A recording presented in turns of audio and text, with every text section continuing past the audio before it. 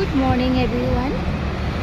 সময় এতিয়া 6টা বাজিছে আৰু এই 6টা বজাত মই যাব ওলাইছোঁ ডিউটিলৈ। আৰু এয়া বেংগলোৰত দেখিছে নহয়, ৰাস্তা পদূলিবিলাক ইমান খালী হৈ আছে। অকণমান পাছতে বহুত গাড়ী মটৰ আহিব। এতিয়া যিহেতু 6টা বাজিছে, সেয়েহে অলপ গাড়ী মটৰৰ সংখ্যা কম। 6টাৰ পৰা মৰ্ণিং 8টালৈকে মোৰ ডিউটি থাকে আৰু ইভিনিং 4টাৰ পৰা ৰাতি আকৌ 8টালৈকে থাকে। আৰু 8টা বজাত ৰুমলৈ আহি বেটাক আকৌ স্কুলত থ'বলৈ যাব লাগে। গতিকে সেইটো মই এগৰাকী ৰান্ধনী, মোক প্ৰয়োজন হয় ডিউটি জেগাত সন্ধিয়া আৰু মৰ্ণিং।